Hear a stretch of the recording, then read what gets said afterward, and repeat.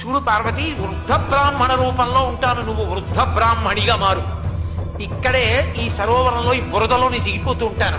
అమ్మా అమ్మా ఎవరైనా లాగండి అమ్మా, పెద్దదాన్ని లాగలేకపోతున్నాను, మా ఆయన దిగబడిపోతున్నాను నరు పరిగెత్తుకొస్తారు.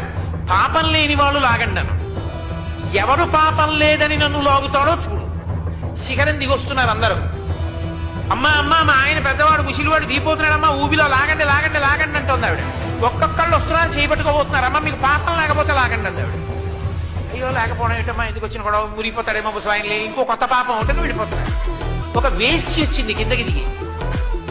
ఆవిడ చేయి పట్టి లాగబోతోంది. పాపం లేకపోతేనే ముట్టుకోమా ఆయన్నది. నాకు లేదు పాపం.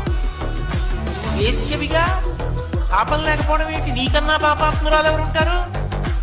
అవునమ్మా, ఇంతకు ముందు ఇక్కడికి రాకముందు పాపాత్మురాల్ని నంది శృంగంలోంచి శ్రీశైల శిఖరం చూశానమ్మా. మోక్షానికి అర్హురాలంటే పాపం లేదు పుణ్యం లేదు నాకు. ఇంకా నాకు పాపం ఏదమ్మా, అందుకు లాగుతానని లాగింది, వెళ్ళిపోయింది మోక్షానికి. అది విశ్వాసం పార్వతి.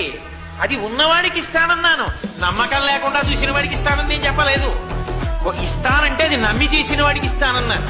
కాబట్టి నమ్మకం ప్రధానం.